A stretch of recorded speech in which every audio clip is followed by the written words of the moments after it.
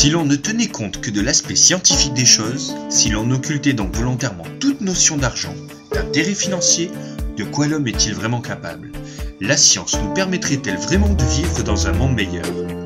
C'est la question que nous avons posée à Jean-Paul Biberian, et c'est sur le domaine de l'énergie qu'il va tenter de nous proposer sa réponse. Une autre science pour un autre monde, c'est votre émission, et c'est sur Knowledge TV.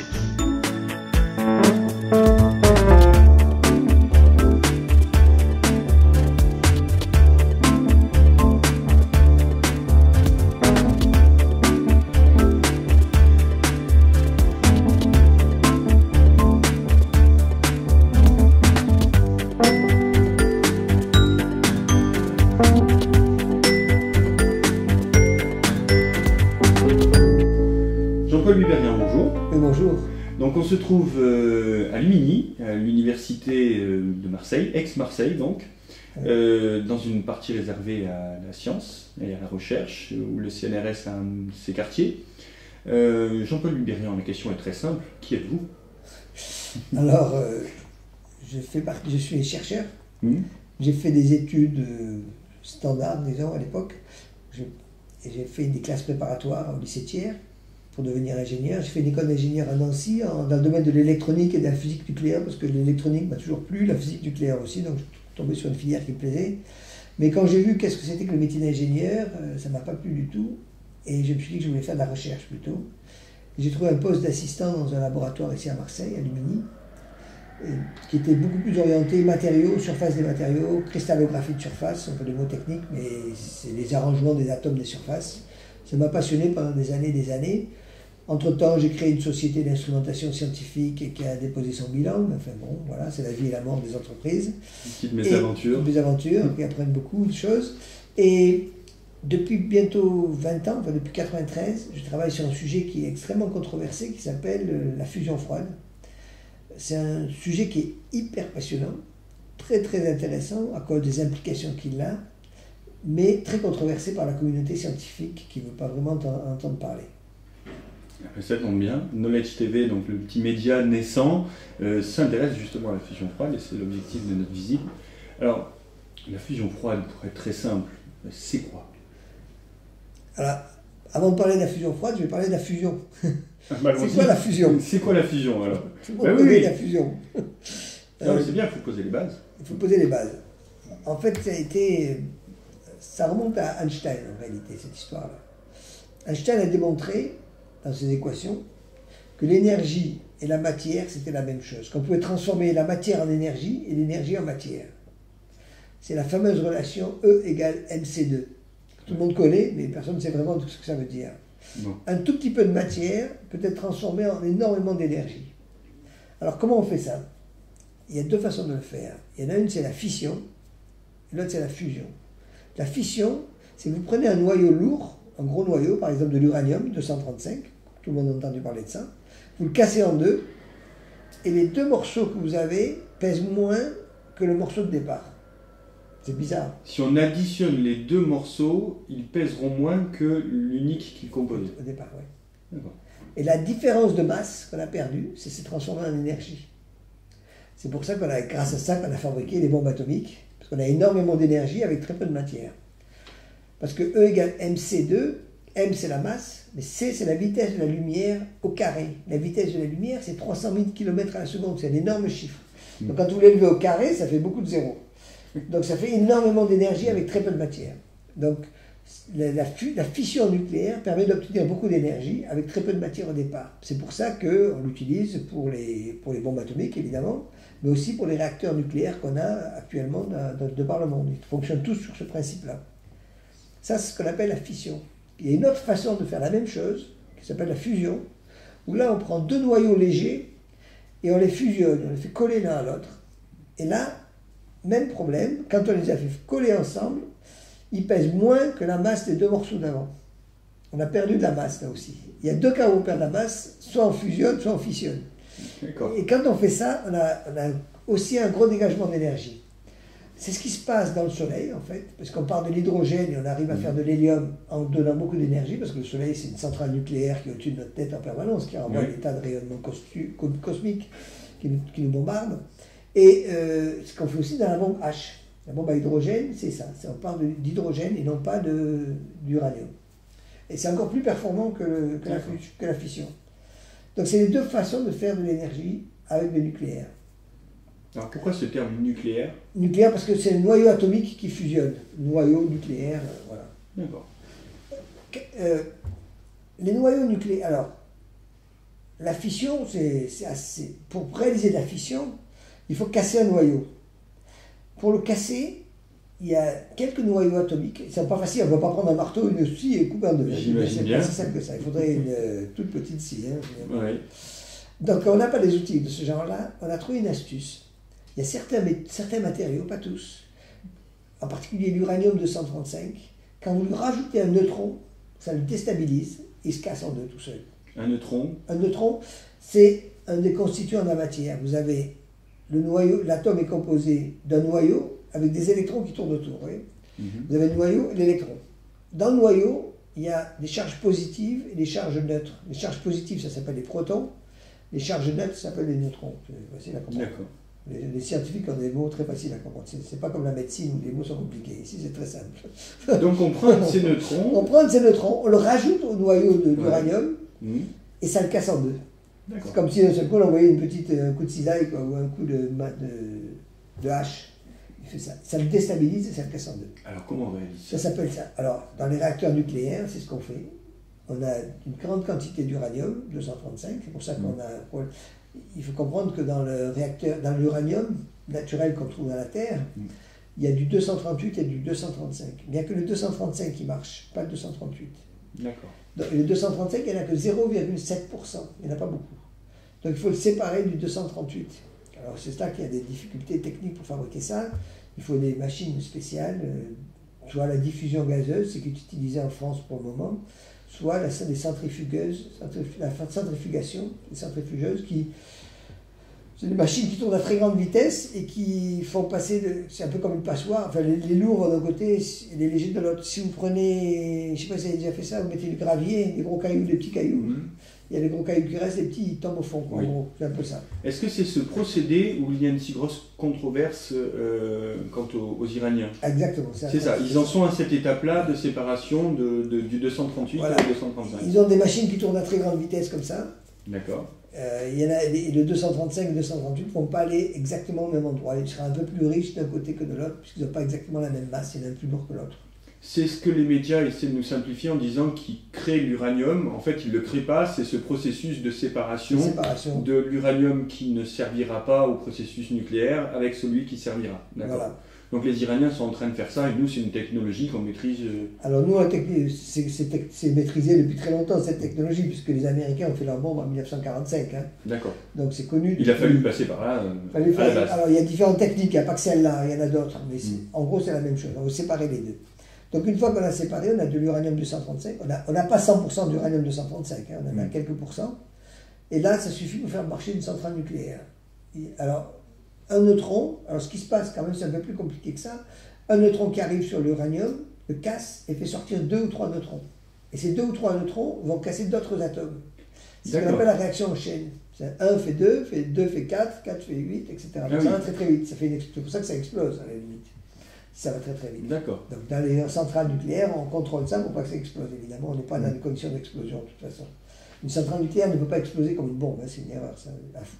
À Fukushima, les gens ne savent pas. À Fukushima, les explosions qu'il y a eu, ce n'est pas des explosions de bombes atomiques, c'était les gaz qui étaient dedans qui ont explosé et qui ont entraîné beaucoup de produits. Mais ce n'est pas une explosion nucléaire en elle-même. Hein. Donc en fait, cette image de la centrale nucléaire qui exploserait comme exploserait une bombe atomique n'a pas lieu d'être. Non, ça ne peut pas.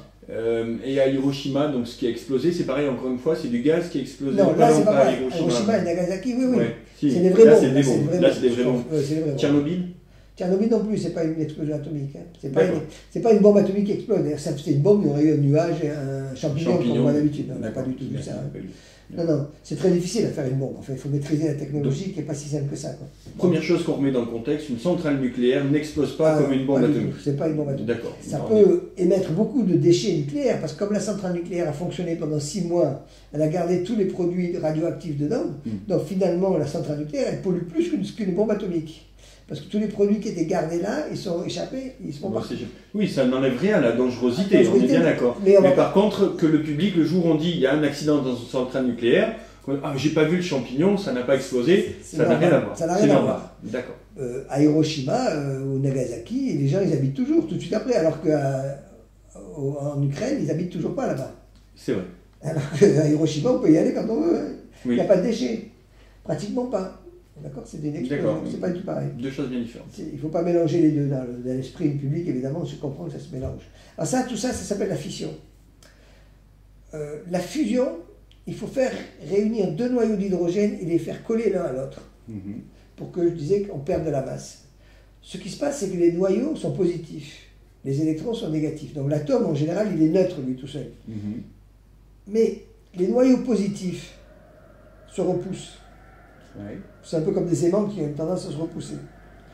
Pour les faire coller, si on arrive à les approcher très très près l'un de l'autre, il y a à ce moment-là une nouvelle force qui apparaît, ce qu'on appelle la force nucléaire, qui est ce qu'on appelle la liaison forte.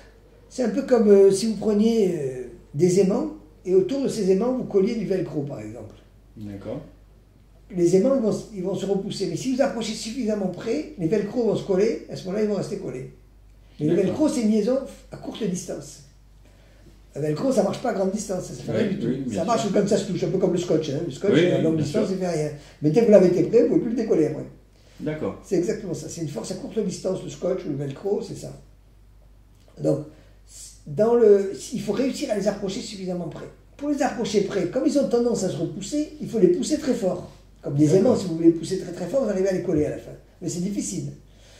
Donc pour les coller, ce que fait le Soleil, c'est d'augmenter la température. Parce que la température, c'est, par exemple, si j'ai un gaz dans cette pièce, il a une température donnée. Peut-être là c'est l'été, donc il est peut-être à 25 ou 26 degrés, et les molécules se déplacent à une certaine vitesse. Plus vous augmentez la température, plus ils vont aller vite. D'accord.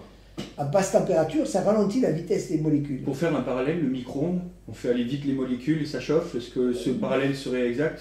Pas exactement pareil, mais ça secoue les molécules. Alors que là, c'est la vitesse de translation. Il se déplace à une certaine vitesse, il rencontre d'autres molécules, il rencontre ma peau, et il chauffe sur ma peau en tapant dessus au fur et à mesure. D'accord. C'est comme si je recevais une claque.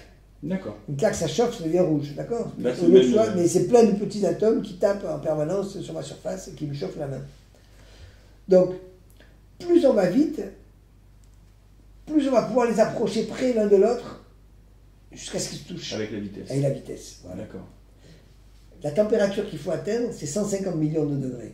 Bon, 150 millions de degrés, ça dépasse tout ce qu'on peut connaître sur Terre normalement, à part d'aller au Soleil, et il n'y a pas d'autre solution. Le Soleil le fait, lui, parce qu'il peut monter à 150 millions de degrés au centre, c'est pas un problème. Il est gros, et il n'y a pas de problème. Mais nous, sur Terre, on a du mal à le faire.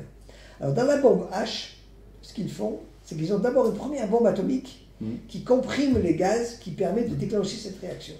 Donc, il y a deux explosions dans une bombe atomique. D'accord. Une bombe H, pardon. Il y a la bombe atomique classique, à l'uranium, si vous voulez, puis après la bombe thermonucléaire, ce qu'on appelle la bombe H.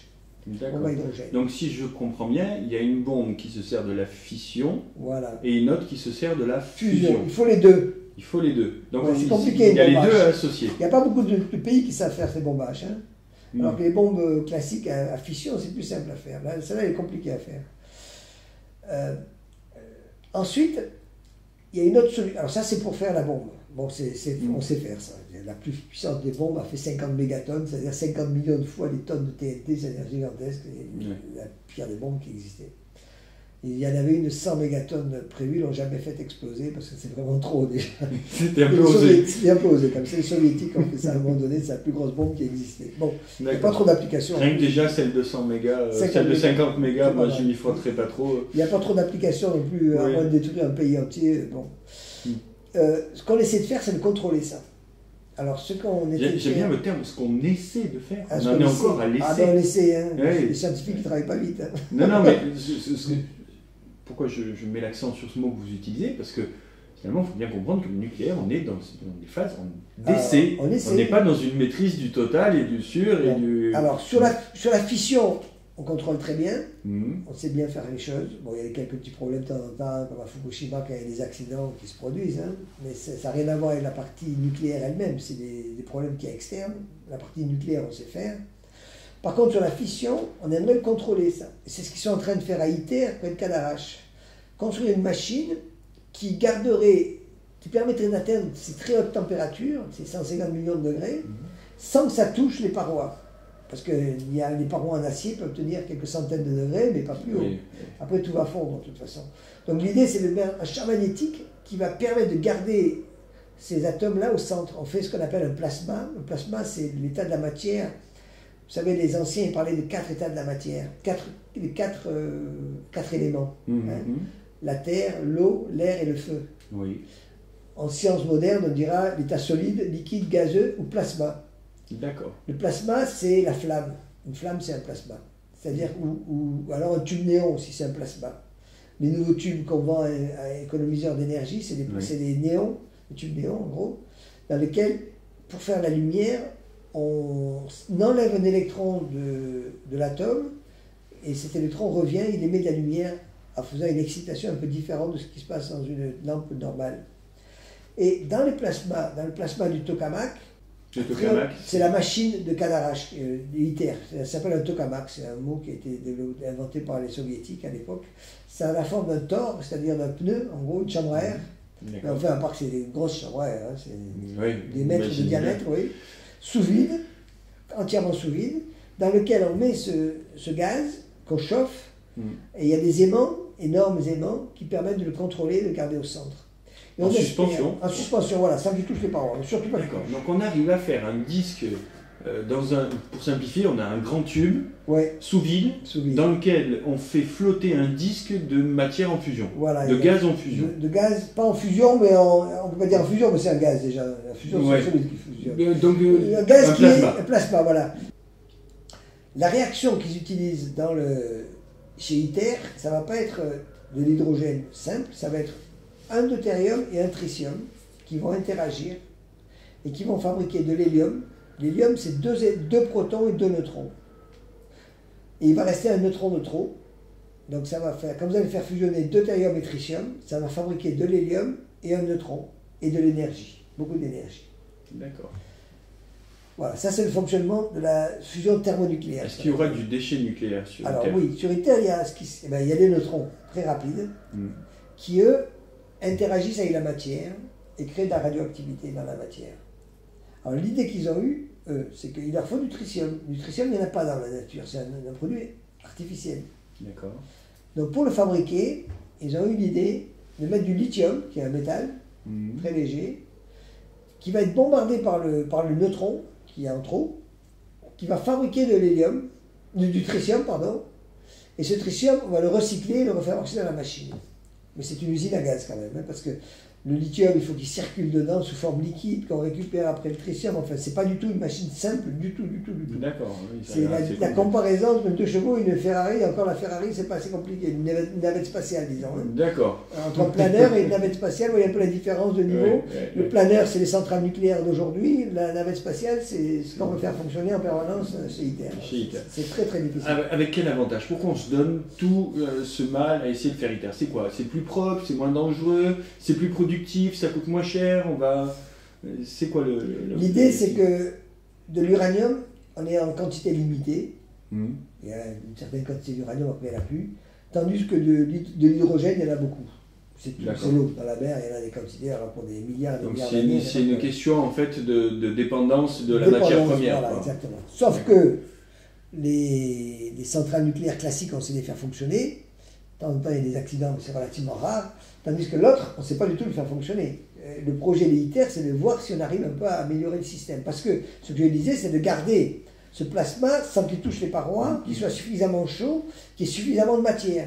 Créer de la température, c'est facile à faire, mais créer de la température, mais avec une grande quantité de matière dedans, ça c'est beaucoup plus difficile. Parce que sur un temps assez long, il faut que ça reste en permanence pratiquement, sinon ça ne sert à rien. S'il y a une microseconde de la température, c'est pas rentable.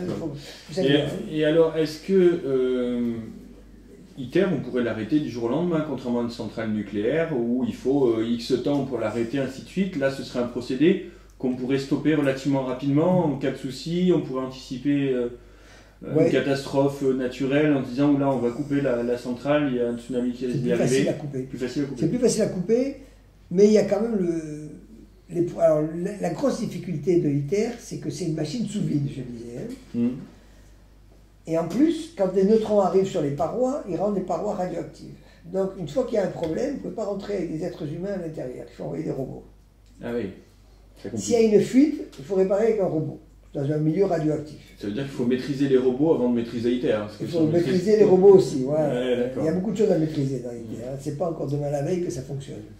Alors, si vous le permettez, on voit le nucléaire classique, on voit ITER, et alors là-dedans, est-ce qu'on serait prêt à aborder la fusion froide? Voilà, maintenant j'arrive à la fusion froide. Les gens ont eu... Le problème qu'il y a, ce que je disais au début, c'est d'amener deux atomes d'hydrogène, l'un contre l'autre, très près l'un de l'autre. Alors la méthode brutale, c'est la bombe, c'est ITER. On force, on y arrive. Enfin, on y arrive, on essaye. La méthode de la fusion froide, c'est la méthode douce. C'est comparé à l'homéopathie par rapport à l'allopathie. L'allopathie, c'est le remède de cheval, ça passe au crème, mais l'autre, c'est le remède plus doux, où on va essayer de mettre... Tout le monde a observé les étals de marchands d'oranges, par exemple. On voit, enfin, ceux qui sont bien faits, quoi. Ils sont bien rangés leurs oranges les unes sur les autres. Et on s'aperçoit que comme les oranges sont des sphères à peu près, il y a des creux entre chaque orange. Il y a des espaces. Ouais, il y a des espaces. Il y a des gens qui ont essayé de faire des tomates carrées pour gagner un peu d'espace. Ça n'a pas trop marché, je crois. Ou les clients ne voulaient pas, je ne sais pas. Donc, les oranges doivent être sphériques. Ils ont par contre réussi à faire des bouteilles carrées, cubiques. Ah, on peut, oui, on gagne de la place. Et c'est parce qu'il n'y a pas de vie, il n'y a pas de creux. On gagne de la place. Donc dans le cas des oranges, il y a un creux. Quand on prend un métal, comme le palladium par exemple, qui est un métal précieux. Le palladium, c'est la même famille que le platine. Donc c'est un métal qui est très cher, quand même, plus cher que l'or. À peu près 2 fois plus cher que l'or, en gros. Hein, ça varie. Une valeur refuge en période de crise. Oui, il faut acheter beaucoup de palladium. Entre la structure du métal, de tous les métaux, hein, quels qu'ils soient, c'est comme celle-là, comme les oranges, c'est rangé par plan, comme ça, d'atomes bien rangés les uns à côté des autres, sur les autres. Il y a des trous. Dans ces trous, si on arrivait à mettre 2 atomes d'hydrogène coincés dans le trou, on pourrait peut-être les faire fusionner, c'est ça l'idée. Donc trouvons le moyen de mettre beaucoup d'hydrogène dans un métal, suffisamment serré, pour qu'il n'y ait pas de choix. Comme si vous mettez beaucoup de gens dans un ascenseur, à la fin, ils fusionnent d'une manière ou d'une autre. On ne précisera pas comment. Comment, mais ils vont faire Moi j'ai pris le métro à Paris, à un moment donné, quand il est trop plein, le métro, il y a des gens qui poussent. À un moment donné, il faut quand même... Il faut bien fermer les portes, hein. Non, mais il faut quand même de l'énergie. Ah, il faut de l'énergie, voilà. Alors comment on va faire pour rentrer les atomes d'hydrogène près les uns des autres? Alors en 1989, il y a deux scientifiques, un américain, Stanley Pons, un anglais, Martin Fleischmann, qui font une conférence de presse, ça se passe le 23 mars 1989, et qui disent on a réussi à faire des réactions nucléaires dans un tube à essai. Alors ils avaient un tube comme ça, voilà à quoi ça ressemblait, en gros. Hein. C'est un peu comme un thermos. Ça paye pas de mine. Ça paye pas de mine. Alors quand les autres, ils ont ITER qui fait, c'est une énorme machine à 10 milliards d'euros, ça paraît pas compliqué. Un tube à essai qui doit coûter, comme ça, vu le nez, on a quoi, une petite centaine d'euros. Ouais, maximum, voilà. N'importe qui peut se le payer sans problème. À l'intérieur, ils ont mis un système très simple. Il y a 2 électrodes. Il y en a une au centre qui est en palladium et l'autre qui est en platine qui fait le tour. Ils trempent tout ça dans un liquide. Le liquide, c'est de l'eau lourde. Avec la fameuse eau lourde. La fameuse eau lourde. Et qui sert à faire les glaçons qui coulent dans le pastis. Ils mettent cette eau lourde. Et l'eau, vous savez, peut-être les gens ne sont pas au courant, mais l'eau, c'est un isolant électrique. On ne peut pas s'électrocuter avec de l'eau. Sauf si l'eau est sale. C'est pour ça qu'il ne faut quand même pas marcher dans les flaques d'eau, parce que l'eau n'est pas très propre. C'est mettre les doigts dans la prise en même temps. Mais l'eau, bien propre, c'est un isolant. Donc, pour que le courant passe, il faut rajouter quelque chose dedans. Donc, on met un sel. Là, ils ont mis un sel de lithium. Et ils ont fait passer du courant. Ils se sont aperçus que la quantité de chaleur qu'ils récupéraient, parce qu'ils mesuraient les températures, la quantité de chaleur qu'ils récupéraient était plus grande que la quantité d'électricité qu'ils mettaient dedans. Donc c'était génial. Donc, il y avait un problème. Voilà, il se passait quelque chose. Alors la seule chose qu'ils pouvaient dire, c'est de être nucléaire, parce que la seule façon de trouver de l'énergie en dehors de la chimie ordinaire, c'était plus que les réactions chimiques possibles. Hein. On peut toujours imaginer qu'il y a des réactions chimiques, hein, parce que l'essence, ça fait de l'énergie quand même, il ne faut pas exagérer. La chimie, c'est puissant, c'est ça qui permet d'aller sur la Lune avec une fusée quand même. Donc, on est d'accord. Ouais. Mais dans ce cas-là, ça ne pouvait pas être expliqué avec le peu de quantité de matière qu'il y avait, ça ne peut pas être ça. Alors, la différence entre l'électricité qu'il avait fallu envoyer et la chaleur produite était inexplicable par le simple fait d'une réaction chimique. Absolument. Elle était vraiment supérieure à ce qu'on aurait pu attendre. Toute réaction chimique qu'on pouvait imaginer, ce n'était pas possible. D'accord. Donc, la conclusion s'impose, ce serait nucléaire. Ça serait nucléaire, parce que on connaissait que ça. Peut-être c'est autre chose, mais eux ils se sont dit ça va être nucléaire. D'accord. Parce qu'ils ne connaissaient pas autre. Peut-être qu'il y a une autre possibilité, on ne la connaît pas encore, mais les gens ne peuvent pas dire c'est l'énergie du vide, c'est ceci, c'est cela. Mais bon, la seule qu'on connaît, qui est fiable, c'est l'énergie nucléaire. Donc ils font cette conférence de presse. Comment c'est accueilli? Alors c'est accueilli à grand renfort de publicité, on en parle partout dans tous les journaux. Les chercheurs, quand ils voient ça, Pons et Fleischmann étaient des gens connus, ce n'est pas des débutants obscurs quelque part dans le fond de la steppe quelque part. Pons était président du département de chimie de son université dans l'Utah. Fleischmann était membre de l'Académie des sciences de Grande-Bretagne, donc c'est des gens connus, de haut calibre, ce n'est pas des débutants. Donc ils sont écoutés quand même. Ils sont écoutés quand même. Donc qu'est-ce qui se passe? Tous les laboratoires qui ont un peu d'eau lourde, un peu de palladium, ils essaient d'en faire l'expérience. La quasi-totalité échoue, évidemment, forcément. Qui a essayé de faire de la cuisine avec un mode opératoire aléatoire en plus, parce qu'ils ne savaient pas exactement ce qu'ils avaient fait, les gens, mais ce n'était pas publié, donc on avait des informations partielles. Je me souviens qu'un jour... D'accord, le procédé pour arriver à ça était très flou en fait. C'était très flou. Les gens n'arrivaient pas à reproduire le phénomène de par le fait qu'il manquait de l'information sur comment on en était arrivé là. Pourquoi d'ailleurs cette information manquait? Fleischmann et Pons ne les ont pas publiés? Non, il ne la connaissait pas bien eux-mêmes. Il s'apercevait que ça ne marchait pas toujours. Non, il s'apercevait que ça ne marchait pas tout le temps. Il y a des fois où ça ne marchait pas. Donc leur palladium n'était pas toujours le même. Donc la structure de la matière du palladium lui-même avait une importance. Et à l'époque, ils avaient juste commencé, donc il n'y avait pas des études exactement quel type de palladium il faut prendre, est-ce qu'il faut le chauffer, l'oxyder, le refroidir, qu'est-ce qu'il faut faire comme traitement avant pour qu'il fonctionne. Quoi. Pour qu'il fonctionne, d'accord. Je donne l'exemple, par exemple, des aciers trempés. À l'époque, il y avait des pays qui savaient mieux faire des épées meilleures que d'autres parce qu'ils avaient une méthode pour les tremper qui était meilleure que d'autres. D'accord, là on est dans le même domaine. Voilà. C'est le palladium en fait qui pose problème. Voilà, le palladium pose problème. La pureté de l'eau lourde, est-ce qu'elle est importante ou pas importante, on ne sait pas. Quel type de sel il faut mettre. Enfin, il y a beaucoup de paramètres qui n'étaient pas évidents et qui n'étaient pas connus. Alors le fait que ça ne marche pas, ça le fait qu'il marche. Alors il y a deux choses. Il y a beaucoup de gens qui ont raté. Les théoriciens ont dit que ce n'est pas possible. C'est possible parce qu'il faut monter à 150 millions de degrés. Pour eux, il faut monter à 150 millions de degrés. Pourquoi? Si c'est nucléaire, c'est 150 millions, c'est borné, c'est comme ça. Parce que pour eux, il faut que deux objets qui ont une tendance à se repousser s'approchent. Et pour les approcher, il faut 150 millions de degrés. Parce qu'eux, ils ont réfléchi dans leur contexte à eux, qui était, je suis dans le vide, si c'est deux particules qui s'approchent. D'accord? C'était vrai ça. Mais eux, Pons et Fleischmann n'étaient pas dans le vide, ils étaient dans un matériau. Et là, on n'avait aucune théorie là-dessus. Personne ne savait ce qui se passe quand on met des hydrogènes dans un palladium à grande quantité. Et alors, dans le milieu de la science, quand on ne sait pas, c'est pas possible? Alors le problème, c'est qu'on touche à un milieu très très particulier. C'est pas seulement scientifique, c'est politique et industriel en même temps, c'est tout ce qu'on veut. C'est l'énergie. Et l'énergie, c'est le nerf de la guerre, au sens propre et figuré du terme. C'est même domaine militaire. Oui, ça tout à la fois. C'est la pire des choses, c'est toucher à l'énergie. Dire qu'on est capable de faire de l'énergie dans un tube à essai, ça perturbe tout le système énergétique mondial, dans tous les sens du terme. Politique, financier, scientifique, tout. Ouais. Et alors là, il doit y avoir des craintes énormes qui s'expriment, des réticences, des politiques qui doivent s'en mêler et freiner des quatre fers, des financiers qui doivent faire du lobbying. Là, ça doit bouger dans tous les sens. C'est la catastrophe. Là. On a touché un truc qu'il ne faut pas toucher. Il y a des choses qu'il ne faut pas toucher dans la vie. Là, vous touchez un édifice, tout s'écroule. Imaginez un système où chez vous, vous avez un générateur qui fait de l'électricité, vous n'avez pas besoin d'EDF. Mais c'est la catastrophe. Qu'est-ce que vous faites de toutes vos usines? Qu'est-ce que vous faites de tout ce personnel? Vous vous rendez compte? Alors, quelles répercussions pour Pons et Fleischmann qui Alors, sont là? Pons et Fleischmann sont là, c'est la catastrophe pour eux. Il y a le Congrès. Alors, bon, évidemment, ça fait du bruit. Le Congrès a dit on voudrait voir si on ne pourrait pas développer ces technologies, quand même, le Congrès américain. Donc ils font une audition, etc.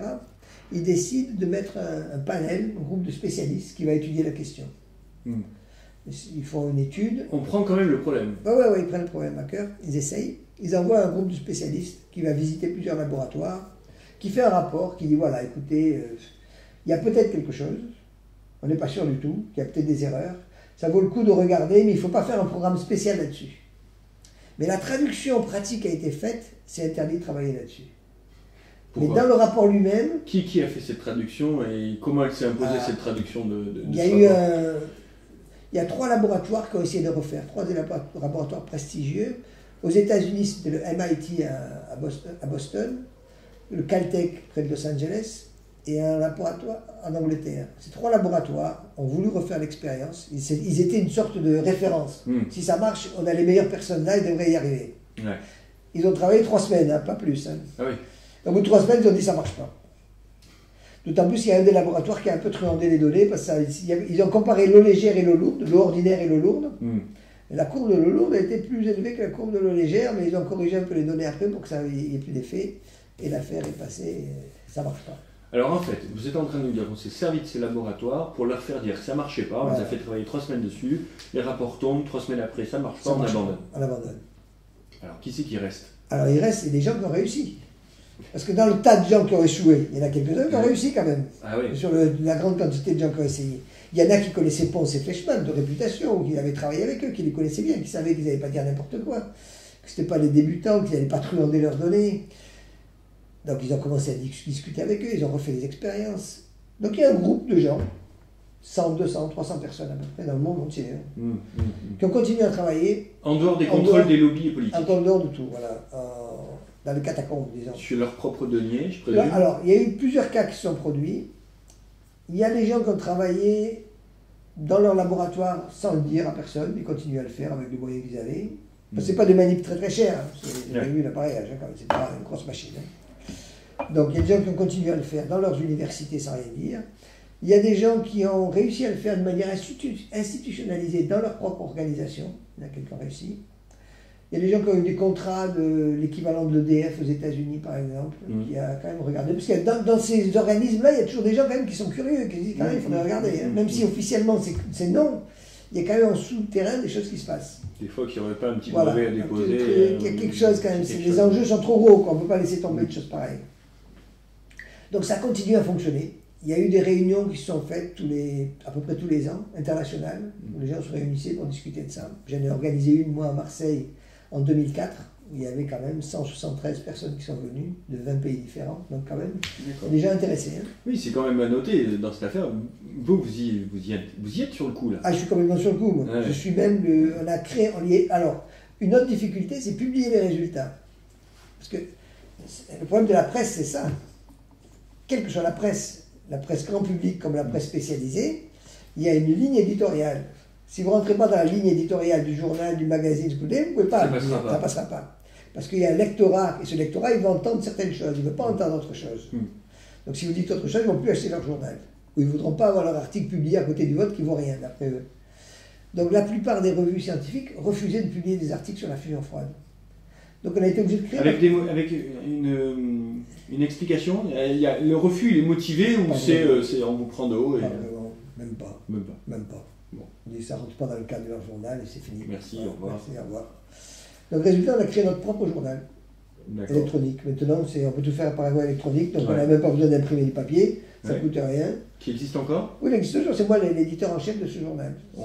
Ça s'appelle le Journal of Condensed Matter Nuclear Science. On a créé une association aussi, internationale, qui s'appelle International Society for Condensed Matter Nuclear Science, iscmns.org, c'est un site internet sur lequel il y a toutes les informations, tous les articles qui sont parus et tout. Il y a quand même quelques revues scientifiques qui ont accepté de publier quand même, hein, parce que l'éditeur était plus favorable qu'un autre, donc il y en a quelques-uns qui ont publié un peu à droite, à gauche. Les Japonais sont plus ouverts, par exemple, on a réussi les Japonais ont publié plusieurs articles des journaux japonais. Bon, ça s'est fait. Donc il y a eu des conférences qui ont lieu tout le temps, il y a le journal, et la dernière conférence a eu lieu en Inde, par exemple, au mois de février, sur la fusion froide, et la prochaine aura lieu en Corée. D'accord. Donc autant dire, et la Corée n'a jamais travaillé sur la fusion froide, ils commencent à peine. D'accord. Il y a un certain nombre de pays qui commencent à se réveiller à la fusion froide, au bout de 20 ans quand même, c'est des temps. C'est temps, ouais. Les Anglais, les Irlandais, les Coréens, commencent à se bouger. Alors, qui se réveille? Est-ce que ce sont les instances politiques pour en prévision de se dire voilà, il nous faut de nouvelles énergies et puis on fait rentrer ça dans le cadre de décisions politiques, ou est-ce que ce sont des chercheurs de ces pays-là qui finalement se font écho de ce qui paraît dans la presse spécialisée et qui se disent moi en tant que scientifique ça me plaît, ça me botte, j'ai envie de me mettre sur le coup parce que ça paraît génial. Cet intérêt de quel ordre est-il? C'est au niveau des scientifiques surtout. Ouais. Il y a les scientifiques, il y a les militaires aussi, beaucoup aux États-Unis. La Navy par exemple à Washington, qui est un très grand laboratoire de recherche dans tous les domaines, eux ils ont plusieurs personnes qui travaillent sur la fusion froide. À la Navy, il y a aussi la Navy à San Diego aussi, qui a une équipe de recherche sur la fusion froide. Ah bah alors là, ça devient politique. Alors là, quand c'est les corps d'armée, c'est les corps d'armée. Alors, aux États-Unis, il faut voir que le financement se fait par ce qu'on appelle le département de l'énergie, DOE, Department of Energy, qui finance à peu près tout. Et l'autre, Department of Defense, la défense. Et le département de l'énergie, il ne veut pas entendre parler de la fusion froide. Eux, ils ne veulent pas en entendre parler. Par contre, les militaires, eux, ils financent. Ah oui. Ouais. Les militaires, quelque part, sont beaucoup plus ouverts que d'autres. Mais alors, juste une chose pour qu'on comprenne bien, quand ils décident de financer la fusion froide, encore une fois, les militaires, c'est qui les militaires? C'est pas l'instance politique avec son corps d'armée, c'est quoi? C'est un général? C'est un laboratoire. C'est un laboratoire qui décide sans aval politique finalement. Je ne sais pas jusqu'où ça va en fait. Je ne sais pas jusqu'où la décision. C'est officiel en tous les cas. C'est complètement officiel. Ils viennent aux conférences, ils donnent leur carte de visite.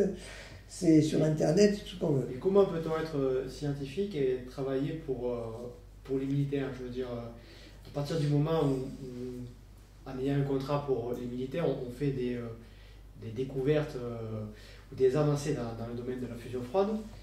C'est quelque chose qui peut mener à la miniaturisation des bombes. Hein. Concrètement, j'imagine que les avancées qu'ils vont faire, ils vont obligatoirement ne pas pouvoir les partager. En fait, les militaires, ils ont besoin d'énergie, pas pour les bombes. C'est pas pour les bombes qu'ils veulent l'énergie, c'est pour faire marcher leur char d'assaut, en fait. Le problème, les Allemands, pendant la guerre, avaient le problème, ils n'avaient plus de pétrole pour faire marcher leur char.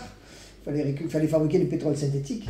Donc, si on a un système... Ils ont réussi. Ils ont réussi, oui, à le faire. Mais si on a un système qui permet de donner beaucoup d'autonomie à vos véhicules, ben, c'est ça de gagner pour l'intendance, quand même. Puis, il y a besoin d'énergie pour tout.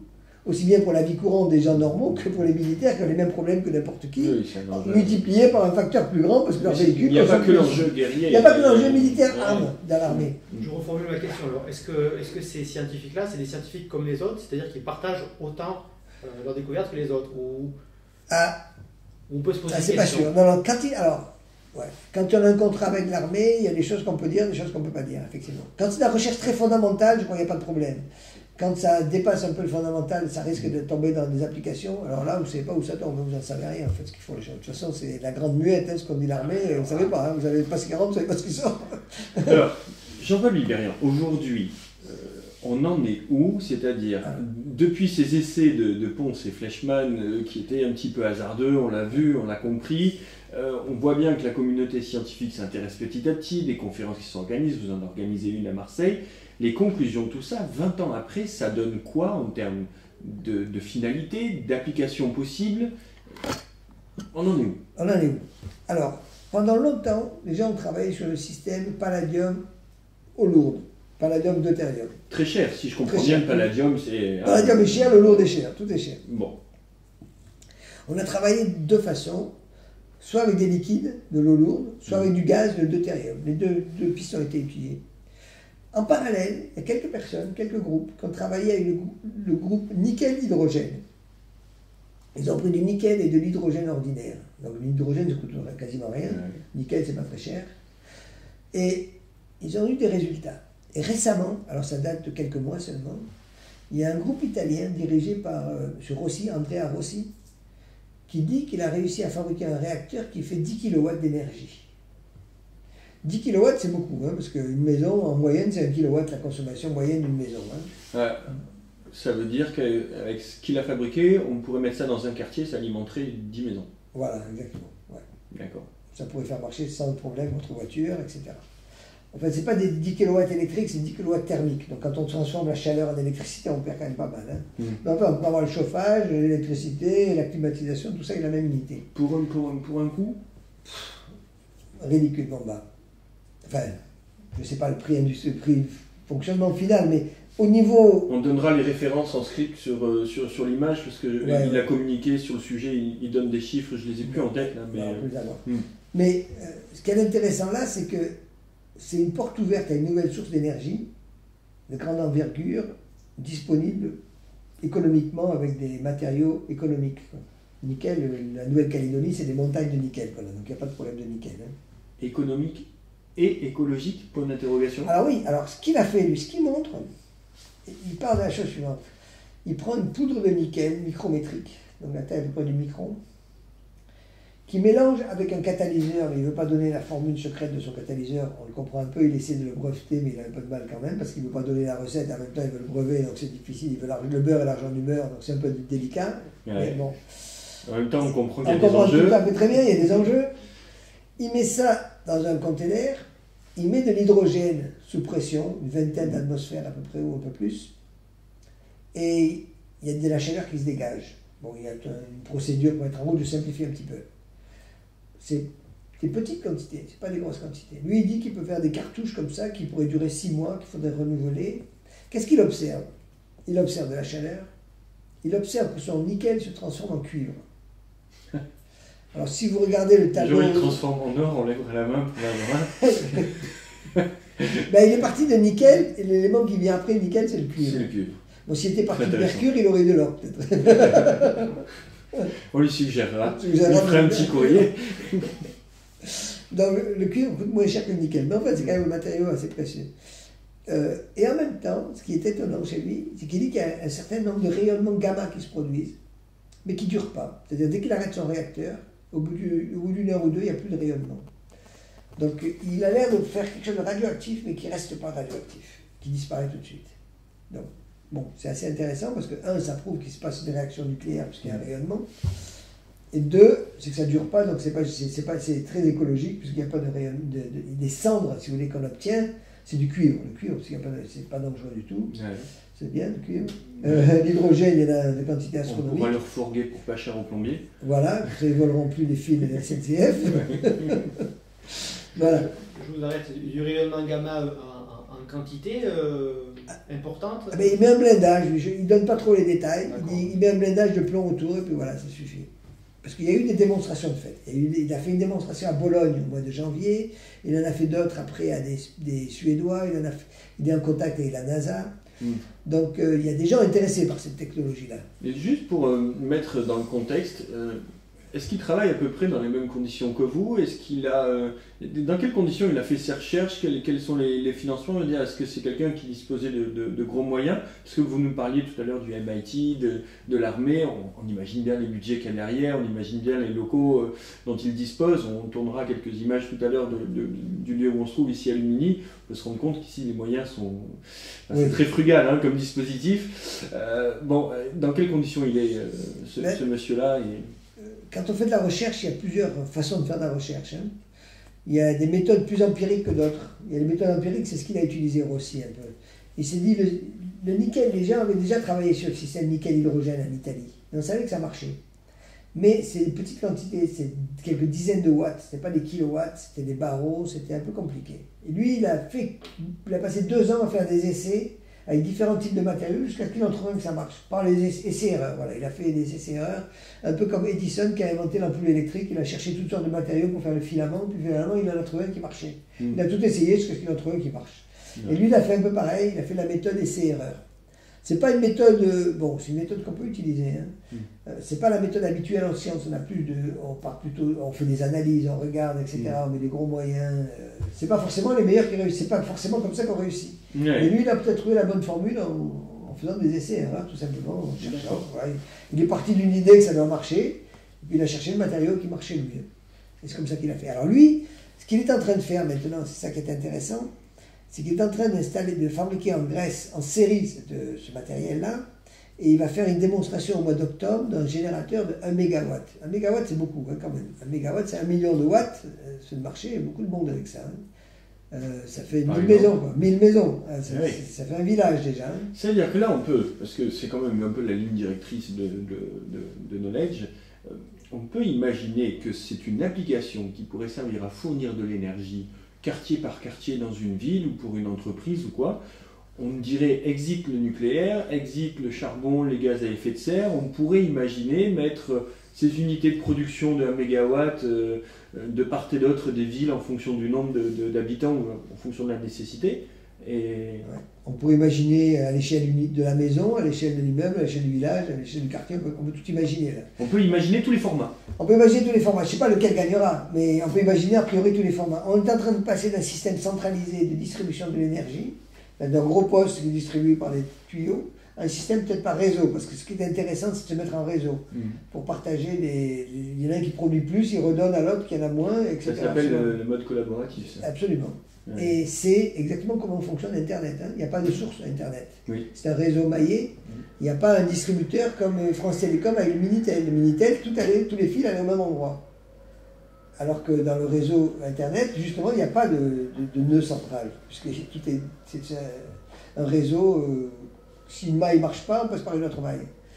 Donc c'est ce qui va probablement se passer au niveau de l'énergie dans les dizaines, centaines d'années qui viennent devant nous. Ça va changer le processus de distribution de l'énergie. Si on a un système comme ça, on peut résoudre le problème de la voiture électrique. Le gros handicap de la voiture électrique, c'est l'autonomie des batteries. Passer 8 heures à recharger une batterie, c'est inacceptable. Alors, on ne peut pas dire, je vais laisser au parking ma voiture pendant que je fais mes courses pendant 8 heures pour charger ma batterie. Je veux dire, ça paraît pas au Carrefour. Carrefour, ça va plairait, ouais, mais oui, il pourrait faire des nocturnes, comme ça vous laissez tout le temps une fois de cours pendant 8 heures, vous venez, votre voiture est pleine. Et vous l'avez gratuitement, l'électricité en plus. Mais on ne peut pas se dire, je vais aller de Marseille à Paris, hein, je vais m'arrêter à une station d'essence pendant 8 heures pour recharger ma batterie, je repars après. Non, c'est pas possible. On révolutionnerait là, il faut recharger en permanence la batterie. Et recharger la batterie, il faut un système qui fonctionne de manière continue. Oui, puis ça nécessite de l'infrastructure, ça nécessite énormément de coûts additionnels à celui même de l'énergie. Oui, c'est trop compliqué, ça ne marchera pas, ça ne peut pas marcher. Par contre, si on a un système qui est autonome, qui peut recharger l'électricité dans la voiture, alors on a besoin d'un tampon de batterie, et puis c'est tout, on recharge en permanence. Il n'a pas besoin d'être puissant le moteur à ce moment-là, parce qu'il rechargera en permanence. Alors vous, en France, Jean-Paul Libérien, vous êtes ici à Lumini au CNRS. Sur la fusion froide, donc on a bien compris que les Italiens sont sur le coup, ils sont pas loin de déposer un brevet, ils ont des propositions à faire. Où vous en êtes ici à Lumini sur la fusion froide et quel est l'état d'avancée de vos travaux? On n'est pas loin. C'est bien, on voit encore la ligne de départ. D'accord. C'est l'avantage, je n'ai pas encore perdu. Oui, mais attendez, ce qui serait intéressant, c'est de savoir aussi avec quoi vous travaillez. Voilà. Le problème, c'est que j'ai aucun moyen ici. Il n'y a pas de programme de recherche officiel sur la fusion froide, ni officieux d'ailleurs, ni officiel, ni rien du tout. Je travaille avec les moyens du bord, c'est-à-dire que je bricole en permanence. C'est comme si je travaillais dans mon garage, en gros, un bon garage, quoi, voilà. Avec une prise de courant et tout ce que j'ai à combiner. Mais est-ce que ici, l'université, le CNRS, quand même, reconnaît le fait que vous travaillez là-dessus, ou est-ce que vous travaillez un peu en sous-main avec d'autres activités qui sont un peu plus officielles? Ce que je suis en train de dire là, je dis quelque chose d'officiel, mais ça n'est pas officiel, quoi. D'accord. C'est-à-dire que normalement, j'ai quand même d'autres activités annexes qui me permettent de dire que je fais autre chose. Mais l'essentiel de mon temps, je travaille quand même là-dessus. Et il n'y a personne qui me soutient. Mais personne m'empêche, voilà. D'accord. C'est important quand même. Voilà, personne ne me gêne. Peut-être qu'après cette émission, j'aurai des problèmes, mais pour le moment, personne ne me gêne. Mais il suffit d'aller sur Internet pour lui trouver que c'est moi qui suis dessus quand même. Mais personne ne me gêne et personne ne me soutient en même temps. Donc c'est neutre. Donc je fais ce que je veux, quoi, en gros. D'accord. Mais j'ai pas de moyens. Tant que je ne demande rien, j'ai pas de problème. Alors, la question qui me vient de suite derrière, c'est pourquoi il n'y a pas de moyens? Comment fonctionne aujourd'hui la décision d'aller soutenir une matière en sciences ou une autre? Qu'est-ce qui fait aujourd'hui nos choix scientifiques? Pourquoi aujourd'hui même ça ne fait pas l'objet d'un référendum populaire? Enfin, où on en est l'état politique, sciences, population, choix c'est quoi l'affaire? Une fois j'avais lu dans un petit livret là, de l'armée américaine, si vous avez un insecte dans l'oreille, pour le faire sortir, prenez une lampe de poche, vous éclairez, l'insecte est attiré par la lumière. Et je dis, tiens, c'est bizarre, c'est que quand vous avez une salle, par exemple, si vous voulez que les gens se déplacent, vous éteignez cette salle, vous allumez l'autre, les gens vont automatiquement à l'autre endroit où il y a la lumière. Et la recherche scientifique, c'est pas la lumière, c'est l'argent. On donne de l'argent à tel endroit, les gens ils vont étudier cet endroit-là, c'est là qu'il y a l'argent. Donc comment on fait piloter la recherche? Par le financement. Le gouvernement décide des axes de recherche. On a décidé qu'on allait mettre de l'argent sur les nanotechnologies. Nanotechnologie. Donc vous devez faire, il faut qu'il y ait des nanotechnologies qui apparaissent dans toutes vos demandes de financement. S'il n'y a pas le mot nanotechnologie, nanoscience, vous n'avez pas de sous. Qu'est-ce qui fait qu'ils vont choisir la nanotechnologie? Où se prennent les conseils? Aujourd'hui, on parle quand même de la fusion froide.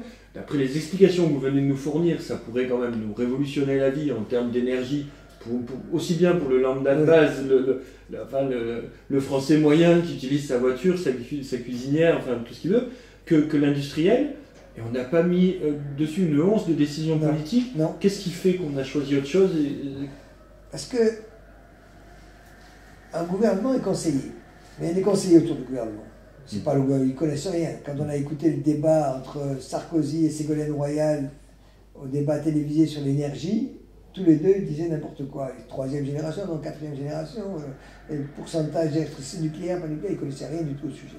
Ces gens-là ne connaissent pas. Donc, juste une parenthèse d'ailleurs, le pourcentage d'électricité nucléaire en France, c'est 80%, à peu près, mais peut-être plus parce qu'on exporte. Alors, je ne sais pas comment on calcule le pourcentage, puisqu'on exporte. Donc c'est énorme. Donc, les politiques ne connaissent rien sur la science. La plupart, c'est des juristes, des choses comme ça, ce n'est pas des gens du métier de la science. Ils ont des conseillers autour d'eux. Ces conseillers viennent de gros organismes. Ils viennent de l'EDF, ils viennent d'Areva, ils viennent de GDF. Ils ne viennent pas de gens qui font de la fusion froide. Ils ne sont jamais conseillers au gouvernement, ces gens-là. Donc ces gens-là, qu'est-ce qu'ils sont? Ils continuent. Ce qu'ils veulent, c'est avoir de l'argent pour faire fonctionner leur filière à eux. Si vous ne savez peut-être pas, mais dans le nouveau plan... Donc les conseillers sont ceux qui sont dans qui bénéficient des trucs. Quoi. Le grand emprunt qui a été fait de 30 milliards, oui. Il y a 1 milliard pour le nucléaire nouvelle génération. 1 milliard pour le nucléaire. Le grand emprunt. Voilà. Ça veut dire quoi? Ça veut dire qu'il y a des gens qui ont suffisamment d'influence pour dire mettez 1 milliard pour qu'on développe des nouvelles centrales nucléaires. Voilà, c'est ce que ça veut dire. Alors il n'y a personne qui va dire essayons de faire des choses complètement nouvelles parce que vous allez déstabiliser ces gens-là. Si vous arrivez à faire une centrale nucléaire de cette taille-là, vous n'avez plus besoin d'Areva, vous n'avez plus besoin d'EDF, vous n'avez plus besoin de personne. Mais qui va faire Vous êtes en train de nous expliquer que pour les prises de décision scientifiques, il n'y a pas de décision qui pourrait être prise de manière collégiale avec des gens qui seraient neutres, des comités scientifiques neutres, qui pourraient dire pour l'intérêt des Français et de l'État, il faudrait qu'on oriente nos décisions politiques vers ça, vers ça, vers ça. Absolument pas. C'est comme les pharmaciens qui décident des médicaments qu'il faut mettre sur le marché, pareil.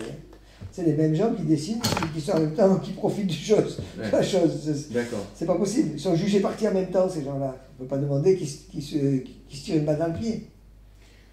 Autre question. On est dans un pays démocratique. On pourrait discuter beaucoup du sens du mot démocratique, mais quelle est la part de prise de décision du peuple quant à ses choix, lui? Si on voit... Aucune. Il y a eu une grosse discussion qui s'est faite quand les Allemands ont décidé d'arrêter le nucléaire dans 10 ans. Hein. Les Français ont dit attendez, ils ont pris les décisions sans demander à personne. Mais les Français, ils n'ont demandé à personne non plus quand ils ont fait leur centrale nucléaire. Personne ne demande rien à personne. On ne demande pas. Les gens décident à haut niveau pour des raisons politiques. Ça arrange mieux ça que ça, que ça. Il y a des choix qui sont faits de manière politique, au sens noble du terme en principe. Hein. Normalement, la politique, c'est quelque chose de noble. Mais après, il y a la petite politique qui est moins noble, avec un petit P. Oui, parce que moi, je m'en étais arrêté à ce qu'il devait y avoir un peuple qui devait décider de son devenir, de ses choix, et qu'il élisait des représentants. Enfin, je m'en étais arrêté là. Oui, parce que... J'ai peut-être été dépassé. Il y a une grande truc qui dit « one man, one vote », un homme, une voix. Hein. Mais en pratique, il y a des voix qui pèsent plus que d'autres. Et alors, la voie scientifique, c'est quoi? C'est une dictature, le chemin politique scientifique? C'est une dictature dans le sens où, je vous disais tout à l'heure, le financement est dirigé, dirige la recherche automatiquement. Si le jeune gars qui arrive, qui commence ses activités de recherche, il va aller où? Où il a une promotion, une possibilité de se développer. Il va aller dans un endroit où il y a de l'argent. Il ne va pas aller dans un endroit où il n'y a rien. Ou peut-être que s'il va dans un endroit où il n'y a rien, Dans 20 ans, il sera récompensé par le prix Nobel, ça c'est possible. Oui. Mais il faut qu'il attende 20 ans avec une chance très faible de l'avoir, le prix Nobel. Et qui galère un peu. Qui galère pendant 20 ans, Ouais, ou 30 ans, 40 ans, ou peut-être qu'il galère pour Ça veut 30 ans. dire que pour des questions finalement de décision politique basées sur une situation financière, on peut passer à côté de révolutions technologiques absolument gigantesques qui pourraient avoir des applications pour l'humanité de manière générale. Absolument. C'est pour ça qu'on a toujours besoin de francs-tireurs qui, à la marge, font des choses. Il y a toujours des gens à la marge. Et ces gens à la marge ne sont même pas écoutés par la presse, enfin, ils ne sont même pas publiés d'après ce que vous nous expliquez. Non, ils ne sont pas publiés. Il y a une vraie difficulté. Là. Non, on n'en parle pas. On n'en parle pas. Tout simplement, on n'en parle pas. L'affaire de Rossi, par exemple, si on va sur Internet, il y a beaucoup d'informations dessus. Beaucoup. Mais dans le grand public, ça n'apparaît pas. La RAI a fait un reportage dessus. Est-ce que vous croyez qu'on en a parlé à la télévision française? Aucun. Personne. Même les journaux, on ne parle pas, personne n'en parle. Personne n'en parle. Parce que si on met une information comme ça, on va mettre la confusion dans la tête des gens. Il y a un message à faire passer qui est le nucléaire est sûr, pas dangereux, surtout le nucléaire français, surtout le PR, surtout nous, on est les plus forts. Si quelqu'un arrive avec une autre possibilité, on ne va plus les écouter. Donc il ne faut surtout pas brouiller le message. Eh oui. Je pense que dans votre livre, votre exemple du petit livret militaire américain, les insectes sont attirés par la lumière, il y a peut-être en bas un petit nota bene, attention, il y en a quelques-uns qui sont noctambules, Qui vont quand même aller. s'intéresser à d'autres choses.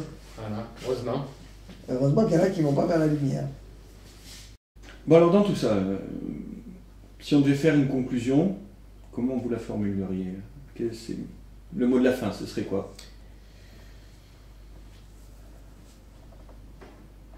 On est à un carrefour là, qui va se passer là. On est en train de quitter une zone où on était en souterrain. Les choses se passaient souterrain. C'est pas très visible. De temps en temps, il y a des petits trucs qui sortaient, mais très peu. D'un seul coup, ça va devenir visible et ça va changer beaucoup de choses dans les mois qui viennent. Je crois qu'on arrive dans une zone charnière. Là. Ça ne veut pas dire que demain, vous aurez ça dans votre maison. Hein. Mais ça va changer une perspective très rapidement. Je sais qu'en Chine, il y a 21 laboratoires qui travaillent sur la fusion froide. La Corée, je disais tout à l'heure, a commencé à travailler dessus.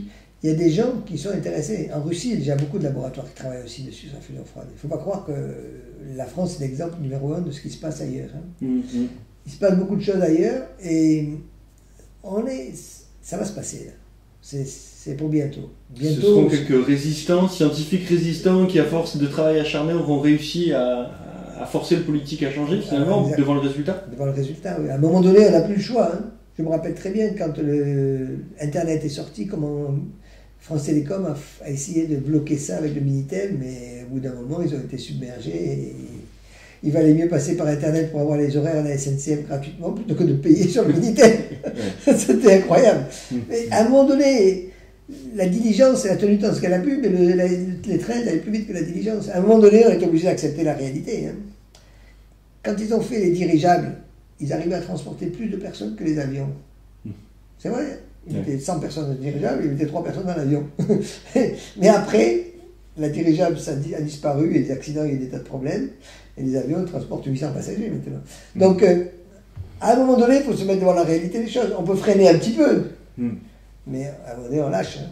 Et la pression devient trop forte, c'est fini. Hein.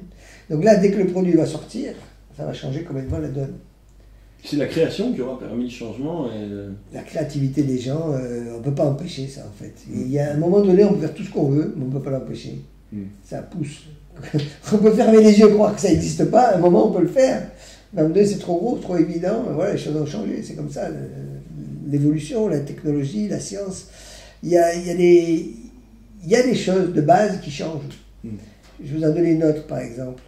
Quand ils ont créé les départements en France, en 1789, à la Révolution, il fallait qu'on puisse aller de n'importe quel point du département au chef-lieu, c'est-à-dire à la préfecture, en 24 heures. Parce qu'ils voyageaient à pied. C'est comme ça que c'était l'État et les chefs-lieux, l'État et les départements. Il fallait y aller en 24 heures. Maintenant, on peut aller n'importe où sur la Terre en 24 heures. Donc notre taille de département, c'est la Terre. C'est tout. Ça veut dire que vous ne pouvez plus empêcher l'immigration. Vous pouvez faire tous les murs que vous voulez. Vous n'allez jamais empêcher l'immigration. Il y a des choses qu'il faut se rendre à l'évidence. Vous ne pouvez pas. C'est des combats qui sont perdus d'avance. Peut-être vous avez reculé de quelques années, mais vous avez perdu. C'est déjà perdu. Il faut trouver une autre solution. Celle-là ne peut pas marcher. On le sait. Il y a des gens qui essayent quand même, parce que les gens sont têtus, ils y croient toujours. Bon.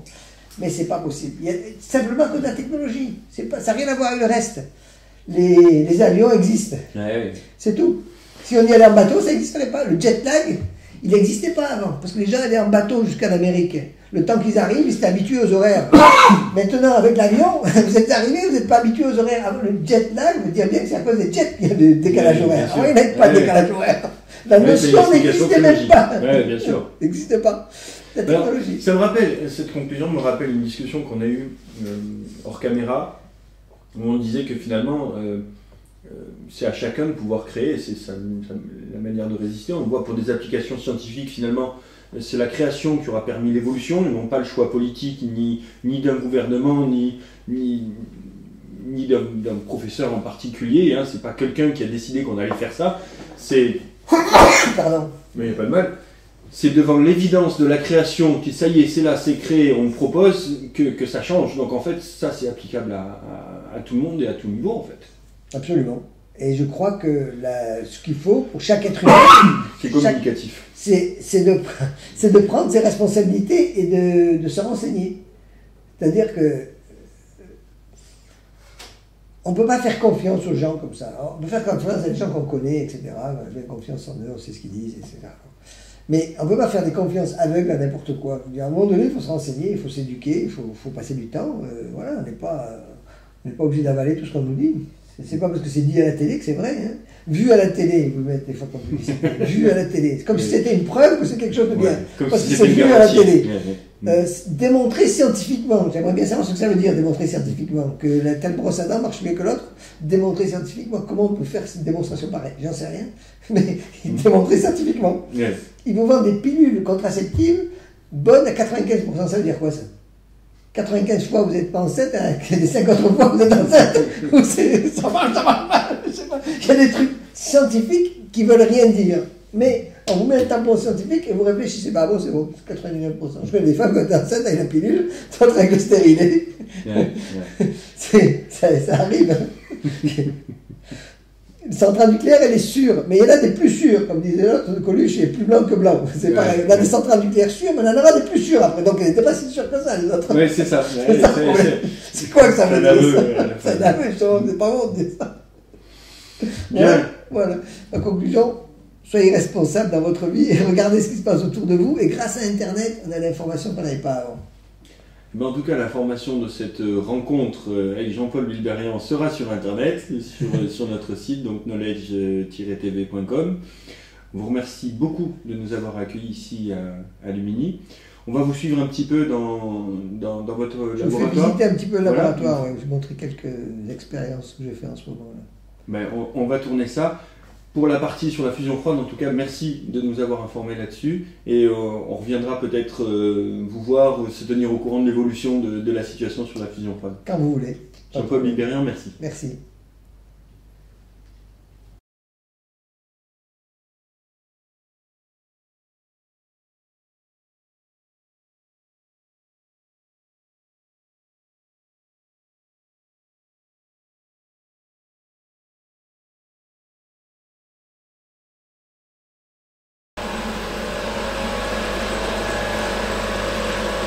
Alors voilà l'expérience que je fais en ce moment, c'est un calorimètre dans lequel je rentre de l'eau froide qui arrive d'ici et qui ressort réchauffée par le système de fusion froide que je fais fonctionner là.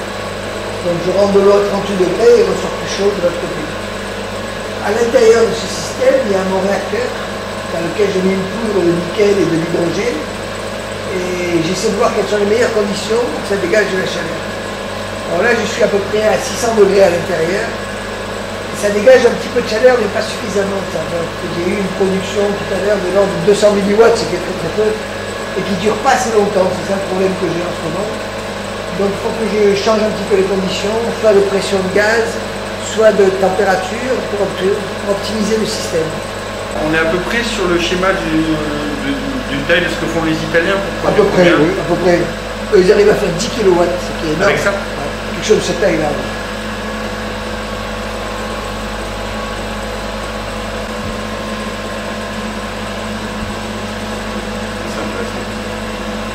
Mais ça monte on se sent un peu perdu au milieu du... Ouais, c'est pas mal ça. Ouais, Quand on ne connaît pas, ça paraît compliqué, c'est normal.